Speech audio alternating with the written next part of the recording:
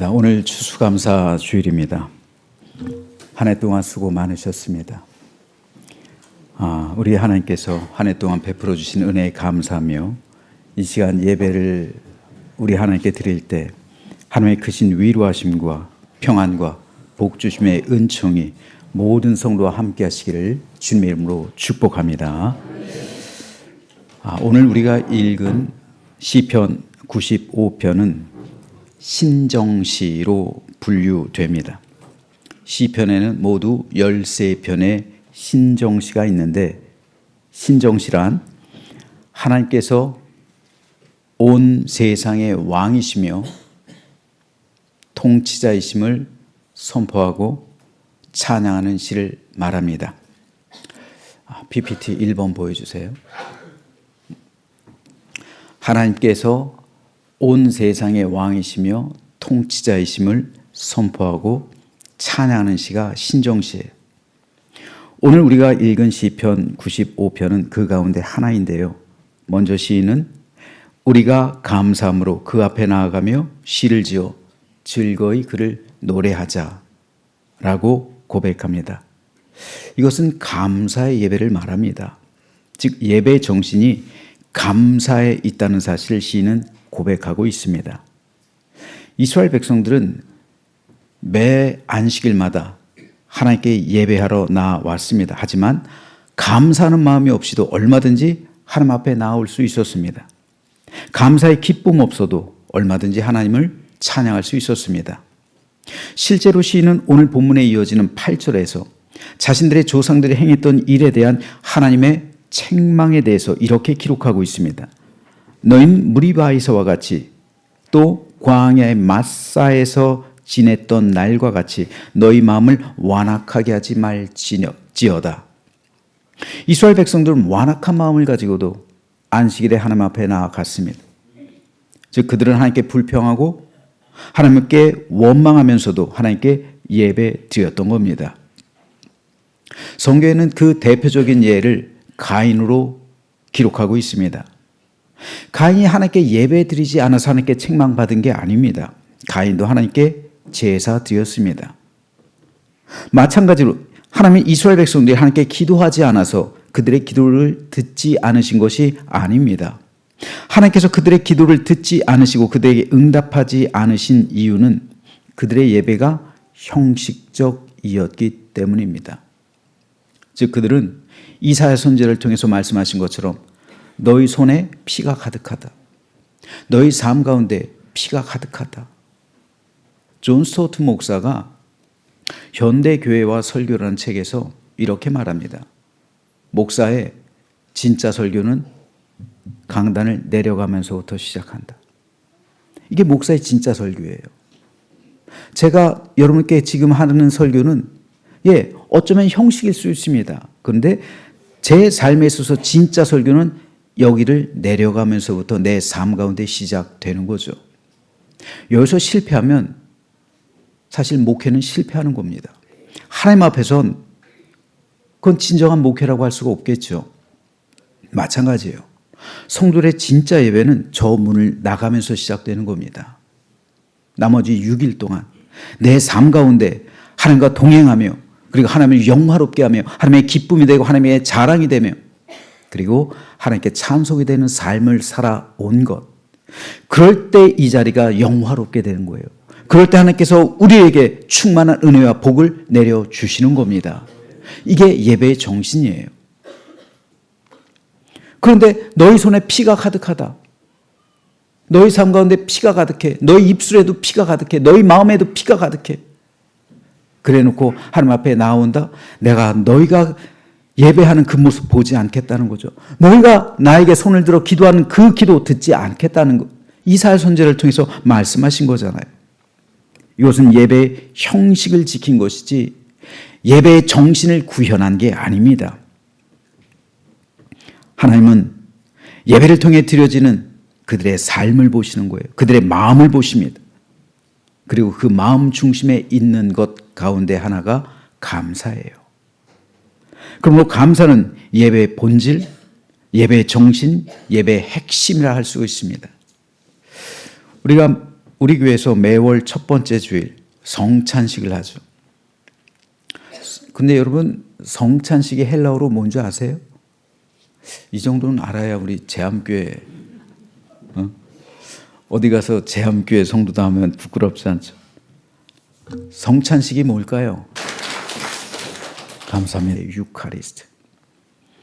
자, 근데 유카리스티아라는 이 말은요, 원래 감사다라는 뜻이에요. 유카리스티아. 한번 해볼까요? 유카리스티아. 예. 그래서 다른 교인들 만나면 한번 해보세요. 성찬식이 뭔지 알아요, 여러분? 유카리스티아. 자, 이 말의 기원이 된 게 누가복음 22장 19절이에요. 또 떡을 가져 감사에도 노란 걸로 해셔야 돼요. 감사기도 하시고, 이게 유카리스테다스란 말이에요. 감사기도 하셨다.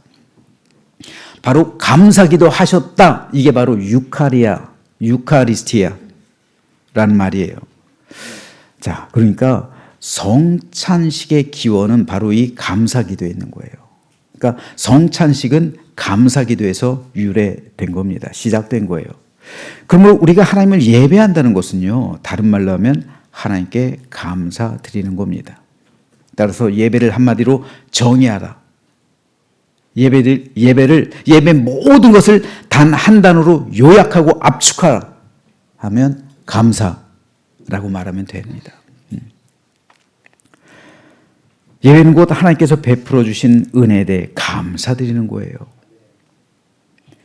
하지만 이스라엘 백성들은 하나님의 은총과 기적을 아주 여러 차례 경험하면서 불평하고 원망했어요. 여러분, 따지고 보면 우리 삶 가운데 아무 일이 없는 게 가장 큰 기적이고 은총이에요. 여러분, 이 자리에 앉아 있다는 것 자체가 큰 은혜요 축복이라니까요. 여러분, 내가 중병에 걸려가지고 오늘 이 자리에 몸이 아파서 못 나오신 분도 있어요. 나오고 싶어도 못 나와요. 독감으로 인해서, 여러 가지 질병으로 인해서, 혹은 여러 가지 사건, 사고로 인해서, 여러 가지 우환으로 인해서, 고통으로 인해서 나오고 싶어도 못 나온 성도들이 있어요. 근데 이 자리에 우리가 나와 있다는 것 자체, 우리 삶에 아무 일이 없다는 거잖아요. 아니, 내 삶에 아무 일이 없다는 것만큼 큰 기적이 없다니까요. 이스라엘 백성들이 그랬어요. 그런데 그럼에도 그들은 불평과 원망으로 하나님께 나왔습니다.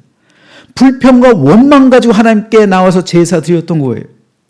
이건 예배의 형식을 지킨 거지 예배의 정신을 구현한 게 아니에요. 예배를 드리긴 했어요. 하지만 그 예배는 가인의 예배처럼 하나님께서 연락받으시는 예배가 될 수 없었던 겁니다. 이것은 오늘 우리 역시 마찬가지입니다. 하나님께 우리가 다 같이 예배를 드리고 있는데 형식만 지킬 수도 있어요. 단순하게 앉아있다가 아무 감동 없이 하늘의 은혜, 하나님의 위로, 하나님의 복주심의 은총을 경험하지 못하고 떠나갈 수도 있어요. 왜 예배의 끝이 축도인 줄 아세요? 하나님께서 축도를 직접 명령하신 거예요.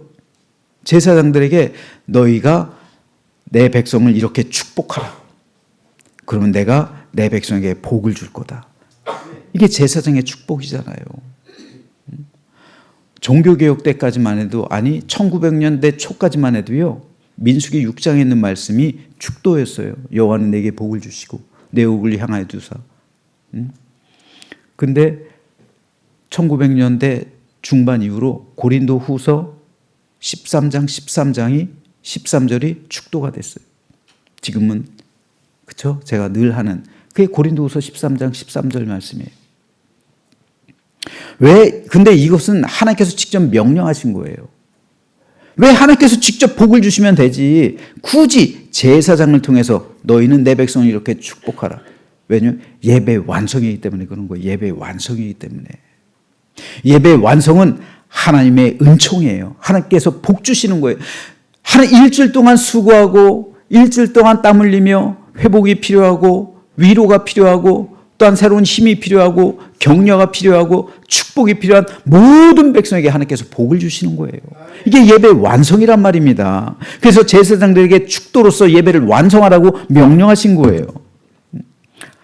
하나님께서는 예배를 통해서 모든 성도에게 복을 주시길 원하시는 거예요.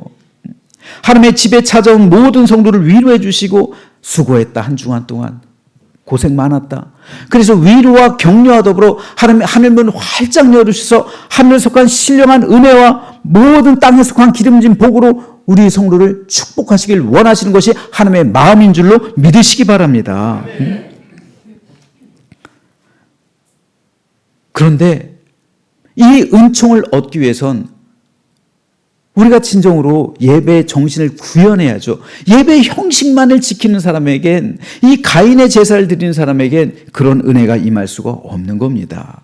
따라서 우리는 어떻게 해야 하나님께서 우리의 예배를 받으실 것인지를 고민해야 돼요. 여러분, 예배의 형식이 화려할 필요 없어요. 하나님께서 받으시는 것은 예배의 정신, 그 마음이지, 아무리 우리가 오케스트라를 동원하고 아무리 우리가 화려하게 예배를 구현한다 할지라도 그 마음 속 깊은 곳에 하나님께 감사하는 마음이 없고 기뻐하는 마음이 없고 그저 형식만을 지킨다면 그 예배를 하나님께서는 받으실 수 없습니다. 다행히도 오늘 본문에서 시인은 하나님께서 받으시는 예배가 어떤 예배인지를 깨닫고 그 방법을 오늘 우리에게 말해주고 있습니다. 2절 말씀을 다시 한번 다 함께 읽어보겠습니다. 우리가 감사함으로 그 앞에 나아가며 시를 지어 즐거이 노래하자. 자, 시인은 어떤 상황 속에서도 감사함으로 하나님께 나아가자 독려하고 있어요. 물이 없어 목마를 때도, 고기가 없어 굶주릴 때도, 채소가 없어 궁핍할 때도, 하나님 앞에 예배로 나아갈 땐 감사함으로 나아가자는 말입니다. 불평으로 나아가지 말고, 원망으로 나아가지 말고 감사함으로 나아가자는 말이에요. 여러분은 어떤 마음으로 오늘 이 자리에 나오셨습니까? 감사하는 마음으로 나오셨습니까? 아니면 세상의 근심과 걱정 가운데 불평과 원망하는 마음으로 이 자리에 나오신 분은 없습니까? 그러나 그럼에도 불구하고 하나님께 감사함으로 나와서 하나님께 감사의 찬양과 영광을 돌리는 것, 이게 예배라는 말이에요. 따지고 보면 이스라엘 백성의 삶에는 불만거리만 있는 게 아니었습니다. 그들이 굳이 찾지 않아서 그렇지 이스라엘 백성에겐 감사거리가 넘쳤어요. 홍해의 기적, 구름 기둥과 불 기둥의 기적, 노예 상태인 내가 자유를 얻게 됐잖아요. 그런 기적, 십계명 사건, 만나와 메추라기, 반석에서 물이 솟은 사건, 광야에서 40년 동안 신발이 헤어지지 않고 의복이 닳지 않는 그 사건, 수많은 기적들, 감사거리가 넘쳐났습니다. 하지만 한순간 육신의 목마름이 많은 기적을 뒤로하고 잊게 한 거예요. 그리고 불평하게 해요. 며칠 동안 고기를 못 먹어서 하나님께서 베풀어 주신 은혜를 기억하지 않습니다. 한 가지 부족함이 그동안 내게 베풀어 주신 수많은 은혜를 삼켜버리고 잊어버리게 만들어요. 오늘 우리는 어떨까요? 내가 지금 이 자리에 나오기까지 하나님께서 내 일생 동안 얼마나 많은 복을 주셨고, 얼마나 많이 함께 하셨고, 얼마나 많은 은혜를 베풀어 주시며 얼마나 많이 사랑으로 돌보셨을까요? 하나님께서 그동안 우리 인생길 동안 행하신 일들은 그야말로 기적과 같은 일들이었습니다. 그런데 우리에게 있는 몇 가지 문제로 인해 우리는 이스라엘 백성처럼 하나님께 불평하며 원망하고 있지는 않습니까? 세상에 어떤 사람이 10가지 모두 다 감사할 거리만 있겠습니까? 바울이나 베드로를 비롯해서 예수님의 제자들과 오늘 우리가 누리고 있는 삶을 한번 비교해 보세요. 세상적으로 볼 때 제자들이 더 행복했을까요? 아니면 우리가 더 큰 행복을 누리고 있는 걸까요? 누가 더 세상에서 평안한 삶을 살아갈까요? 여러분, 오늘 우리 국민들이, 우리나라 사람들이 누리는 이 삶에 대한 삶의 질은요, 엄청난 거예요. 여러분, 기록에 의하면 중세 유럽의 성주들이 있어요. 중세 유럽의 성주들의 식단이 기록에 남아 있는데 성주들은 영주잖아요. 한 지역의 영주니까 귀족이고 또 왕족이기도 하고요. 그런데 이 성주들 같은 경우 일주일에 고기 반찬이 2번 나왔대요. 일주일에 고기 반찬이 2번. 백성들은 1년 가도 고기를 한 번 먹기 어려워요. 백성들은 그래요. 하지만 성주들이기 때문에 일주일에 2차례나 고기를 먹었대요. 2차례나. 우리는요. 오늘도 우린 보쌈을 먹는데 우리는 다이어트 때문에 안 먹어요. 못 먹지 않고 우리는 안 먹습니다. 중세 사람들이 생각할 땐 당장 중세 따질 것도 북한을 생각해 보세요. 이 음식이 우린 남아돌아요. 삶의 질이 엄청나게 높은 거예요. 그럼 제자들은 어땠을까요? 제자들은 세상의 기준으로 볼 때 바울의 삶이 행복했을까요? 바울의 삶의 질이 높았을까요? 우리 삶의 질이 높을까요? 바울의 고백대로 바울은 그야말로 수많은 핍박과 고난을 받았습니다. 수차례 매맞고요. 죽을 뻔했고요. 굶주렸고요. 악한 자들에게 핍박당했고요. 수많은 환난과 곤고와 수고와 못 자고 헐벗고 위험과 위협과 고통받으며 살았어요. 그런데 바울이 뭐라고 권면합니까? 항상 기뻐하라. 쉬지 말고 기도하라. 범사에 감사하라. 이것이 그리스도 예수 안에서 너희를 향하신 하나님의 뜻이니라. 여러분, 하나님의 뜻을 먼 데서 찾지 마세요. 하나님, 나를 향한 하나님의 뜻이 무엇입니까? 말씀해 주십시오. 말씀하셨잖아요. 항상 기뻐하라. 쉬지 말고 기도하라. 범사에 감사하라. 이것이 너희를 그리스도 예수 안에서 너희를 향한 하나님의 뜻이다. 아니, 성경에서 말씀하시는데 뭔 또 하나님의 뜻을 찾아요. 하나님의 뜻은 말씀해 주시잖아요. 이 뜻 알면 되는 거죠. 항상 기뻐하라는 거예요. 왜요? 예수 그리스도의 생명이 내 안에 있잖아요. 예수께서 나를 위해 대신 죽으셨잖아요. 나는 이제 하나님의 자녀가 됐잖아요. 나는 모든 것을 가진 사람이잖아요. 천국을 가졌잖아요. 살아서도 천국의 삶을 누리잖아요. 그러니까 항상 기뻐하라는 거예요. 어떤 고난, 역경, 환난, 내 안에는 천국으로 그걸 덮어버리는 거예요. 그래서 이겨내는 겁니다. 그리스도인이 이게 그리스도인의 정체성이에요. 우리가 살아봐야 얼마나 살겠어요. 아무리 부자로 살아봐야 얼마나 더 살겠어요. 근데 우리가 죽음 이후 예수님께서 우리를 맞으러 오시고 우리에게 영원한 천국이 유업으로 상속되었고 얼마나 기쁩니까? 예수 그리스도의 생명이 내 안에 있어요. 영원한 천국이 상속되었어요. 이 땅에서도 그 천국의 기쁨을 주고 그 복락으로서 세상의 모든 것을 덮어버리는 그 삶을 살아가는 거예요. 그래서 항상 기뻐하라는 거예요. 하늘에 이르기까지 우리 구원을 이루어야 되기 때문에 항상 기도해야 돼요. 그리고 범사란 영어로 all circumstances, 모든 환경들. 기뻐하는 환경이 아니라 모든 환경이에요. 내가 교통사고를 당해도, 얼마 전에 저도 교통사고 당했지만 내가 교통사고를 당해도 어떤 일이 생겨도 범사, 모든 일에 감사라는 거예요. 내가 교통사고 당했는데 죽지 않았어. 교통사고 당했는데 다치지도 않았어요. 얼마나 감사해요. 우리에겐 분명 기뻐할 조건들이 너무나도 많아요. 감사할 거리가 너무나도 많습니다. 그런데 왜 하나님 앞에 나오면서 이 많은 기쁨과 감사할 거리를 외면한 채 불평과 불만거리를 가지고 이 자리에 나오냐고요. 감사함을 잃은 예배는 하나님의 기쁨이 되지 못하고 하나님께 영광 돌리지 못해 하나님께서 연락받으시지 못하는 거예요. 가인의 예배가 그러잖아요. 감사함이 없으니까 하나님께서 예배를 연락하지 않으니까 아벨을 죽이잖아요. 감사함이 없는 예배는 그렇게 되는 거예요. 그러므로 우리가 감사함으로 그 앞에 나아가며 시를 지어 즐거이 그를 노래하자라는 오늘 본문에서의 시인의 고백을 오늘 나의 믿음의 고백으로 받아들여야 할 줄로 믿습니다. 이에 대해서 하나님께서는 이렇게 말씀하세요. 감사로 제사를 드린 자가 나를 영화롭게 한다. 예. 감사로 제사를 드린 자가 나를 영화롭게 한다.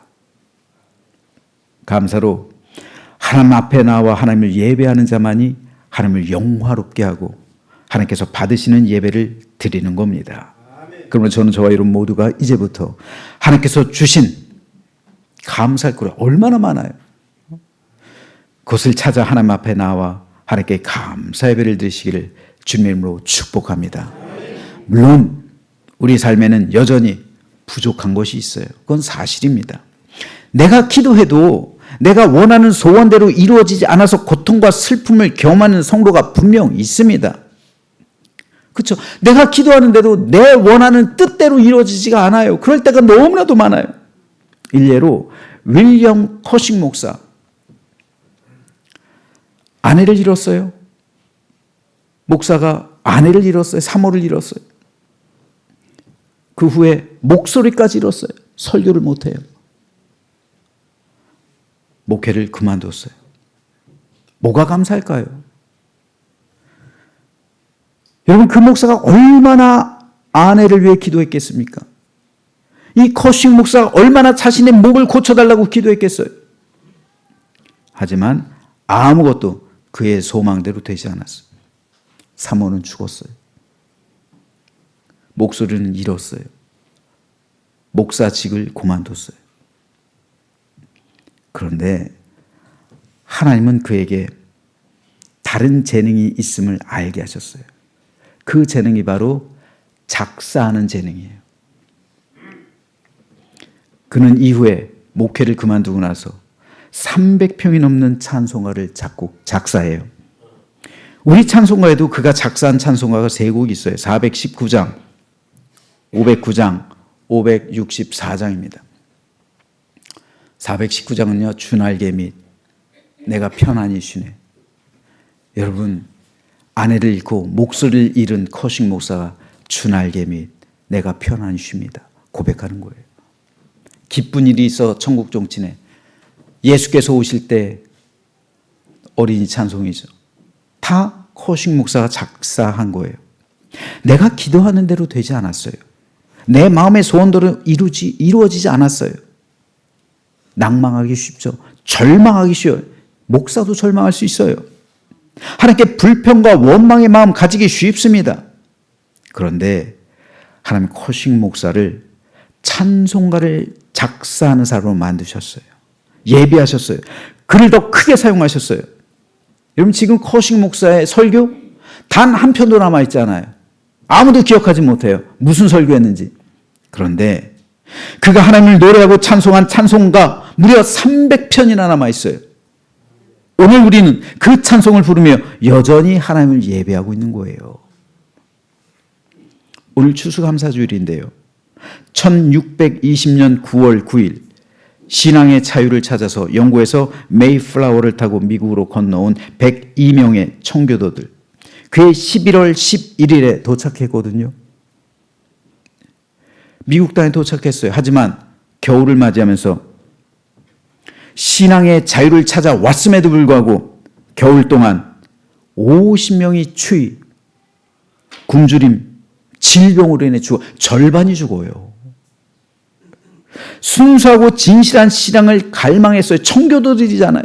그래서 영국에서 그 박해를 피해서 자유를 찾아, 신앙의 자유를 찾아 모든 재산, 모든 것 다 포기해요. 그리고 오로지 내 신앙을 유지할 수 있는 그곳을 찾아 신대륙으로 건너온 거예요.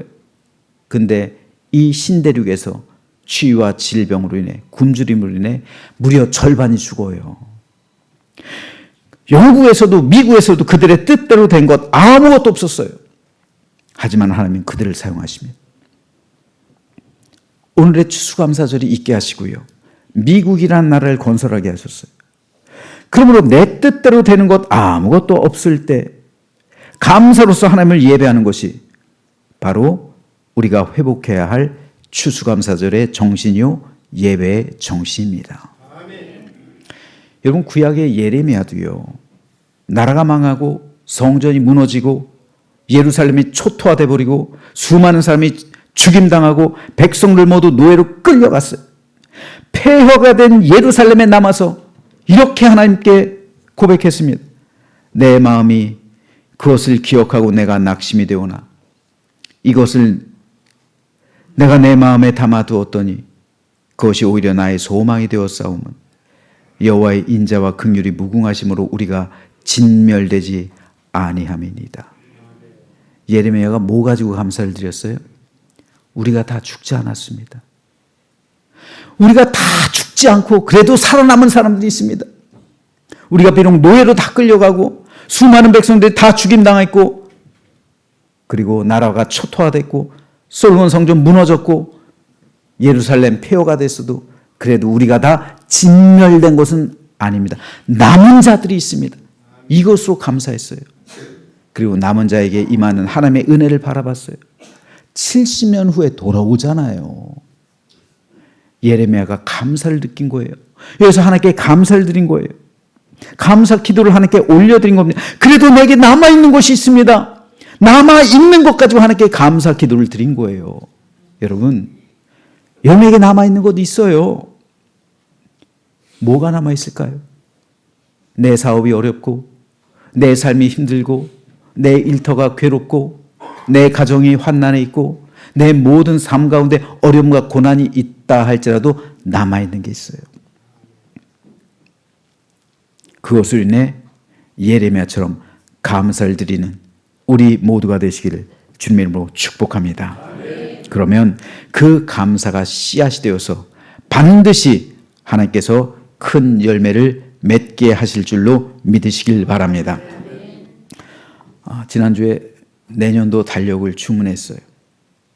이번엔 특별히 수많은 책자들이 와요. 올해도 한 대여섯 권이 책자가 왔어요. 저랑 우리 목사님들이랑 이렇게 고민하면서 뭘 하지 하다 못 정하겠어요. 그래서 교사들한테 밀었어요. 젊은 감각으로 좀 한번 뽑아봐라. 젊은 감각으로 한번 좀 좋은 거 한번 해서 한번 해봐라. 내가 뭘 선택하든지 내가 그대로 따르마 했어요. 내가 순종할게요. 그래서 맡겼어요. 그러더니 교사들이 가져온 게 감사였어요. 감사.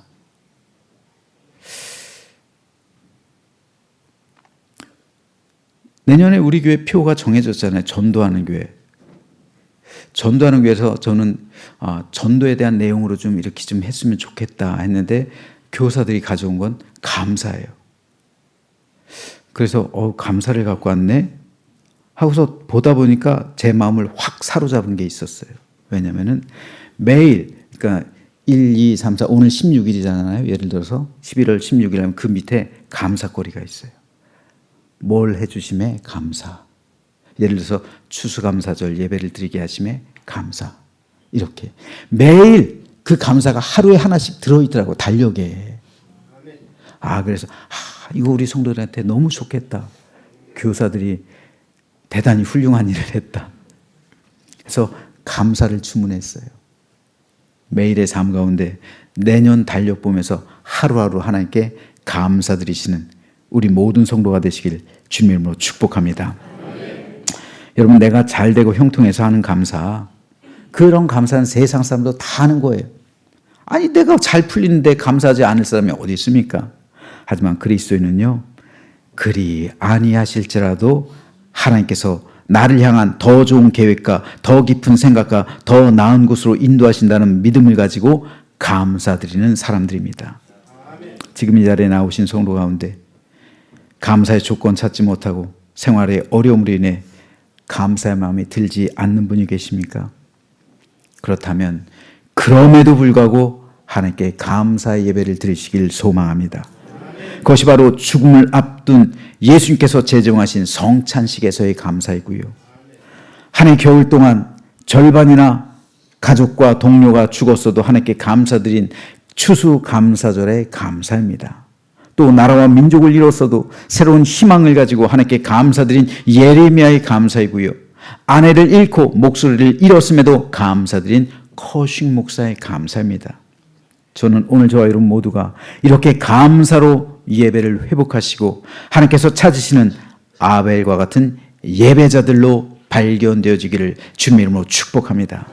그래서 아직 내게 남아있는 것으로 감사드리고요. 그리 아니하실지라도 감사드리고요. 하나님께서 하실 일 소망하면서 감사드리고요.